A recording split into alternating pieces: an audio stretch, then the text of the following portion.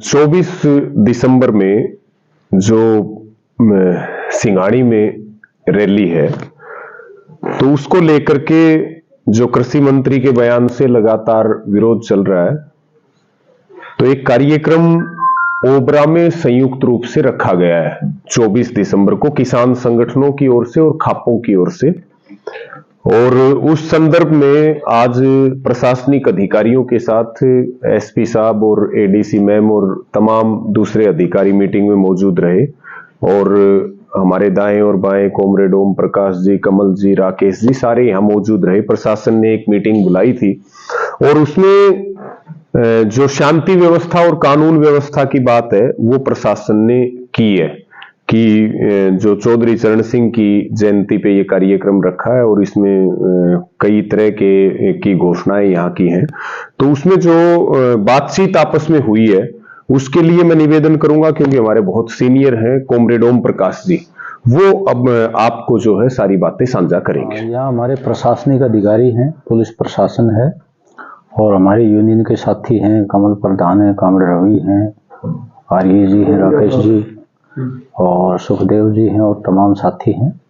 तो यहाँ जो पिछले दिनों जो प्रकरण चला है, जो भाषा मर्यादित रूप से कृषि मंत्री ने बोली थी, उस पर एक पंचायत हुई थी और उनका राजनीतिक कार्यक्रमों का बहिष्कार किया था। तो उस बात को लेकर के ये शंका थी कि भाई यहाँ कोई अप्रिय घटना ना होने पाए प्रशासन की। तो हमने प्रशासन को स्पष्ट कर दिया है कि सरकार अपनी रैली कर रही है, हमारा कोई उद्देश्य उनकी रैली में बाधा डालने का नहीं है। हम अपनी अलग से रैली कर रहे हैं, चौधरी चरण सिंह की जयंती मना रहे हैं। और उसमें चौधरी चरण सिंह किसानों के बहुत बड़े नेता रहे हैं, उनके पोते जो है वो आ रहे हैं यहाँ पर, जयंत चौधरी। और हम शांतिपूर्ण तरीके से ओबरा गांव में जो जगह तय की है मंडी के पास, वहाँ शांतिपूर्ण तरीके से अपनी रैली करेंगे। और हमारा उद्देश्य किसी को कोई अराजकता पैदा करना, कोई अनुशासनहीनता करना नहीं है। सारे साथियों की ये सहमति बनी है कि हमारी रैली के लिए हम लोगों से अपील करेंगे वो ज़्यादा से ज़्यादा पहुँचें और वो अपना कार्यक्रम करते रहेंगे, हमें इससे कोई दिक्कत नहीं है। और अभी जो पंचायत ने फैसला लिया, ये समय समय पर देखो फैसला तो हमने इम्प्लीमेंट करना होता है पंचायत का, संयुक्त किसान मोर्चे का, लेकिन हालात को मद्देनजर रखते हुए, क्योंकि मुख्यमंत्री आ रहे हैं, लोगों की भी कुछ आशाएं हैं उनसे कि भाई यहाँ कुछ हमें कुछ प्रगति के लिए कुछ पैसा दे के जाएंगे या कुछ विकास योजनाओं को, वो जितना करें उनकी मर्जी है, हमारा उससे कोई लेना देना नहीं है। हम चौधरी चरण सिंह की जयंती शांतिपूर्ण तरीके से जो जगह सेलेक्ट की हमारे साथियों ने, वहीं पर हम मनाना चाहते हैं। और रैली के बाद आराम से लोग अपने अपने घर जाएंगे। और सभी किसानों से, टोटली किसानों से, जनता से ये अपील भी करना चाहेंगे कि जो जिसकी इच्छा है वो मुख्यमंत्री की रैली में जाए, जिसकी इच्छा है वो ओबरा में जाए।